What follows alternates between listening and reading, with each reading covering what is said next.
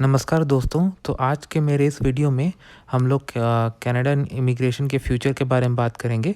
तो बात करने से पहले मैं ये क्लैरिफाई कर देना चाहता हूँ कि ना तो मैं कोई इमिग्रेशन कंसल्टेंट हूँ, ना तो मैं कोई गवर्नमेंट का कोई आदमी हूँ जो इस विषय में मतलब अथॉरिटी रखता हो। ये बस मेरा पर्सनल ओपिनियन है और इसको ये जो मैं आपसे कहने जा रहा हूँ मेरा पर्सनल ओपिनियन है और ये बिल्कुल सच भी साबित हो सकता है और बिल्कुल गलत भी साबित हो सकता है। तो मैं इस बात की कोई भी गारंटी नहीं लेता हूँ। चलिए हम लोग इस पर अब डिस्कस करते हैं। तो high immigration number for recovery, so economic recovery जो कि कोविड के बाद बहुत ही ज़रूरी है, उसके लिए इमिग्रेशन एक बहुत बड़ा फैक्टर है। तो उस वजह से मैं ये देखता हूँ कि गवर्नमेंट बहुत ज़्यादा नंबर्स पे इमिग्रेंट वीज़ाज इशू करेगी और रिसेंटली हमने देखा है कि कितने सारे इन्विटेशंस जा रहे हैं, नए नए प्रोग्राम्स लॉन्च किए गए हैं। तो ये कंटिन्यू होता रहेगा।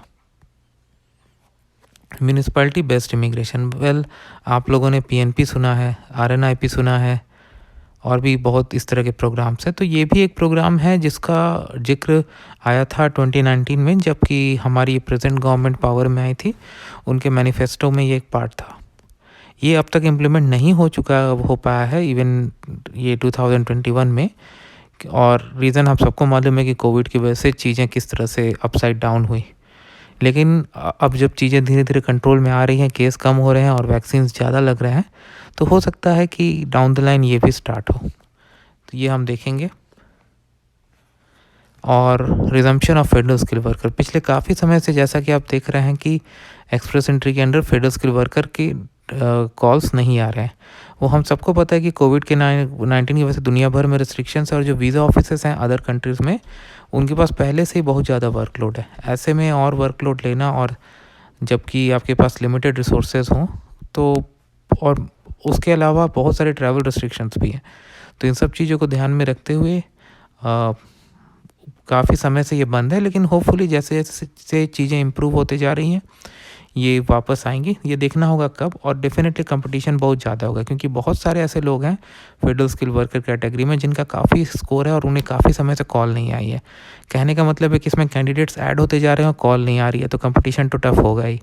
और ऐसे टाइम में जब बाकी देशों में, जैसे कि अगर आप कंपेयर करें ऑस्ट्रेलिया में कि वहाँ कितने इन्विटेशंस आते हैं, तो आप देख लें कि बहुत कम आ रहे हैं। तो ऐसे में बहुत सारे कैंडिडेट्स जिनका पहला चॉइस कनाडा हो सकता है नहीं हो, वो भी कैनेडियन इमिग्रेशन में अप्लाई करने की कोशिश करेंगे और कर ही रहे होंगे। इस वजह से कंपटीशन ज़्यादा हो ही सकता है।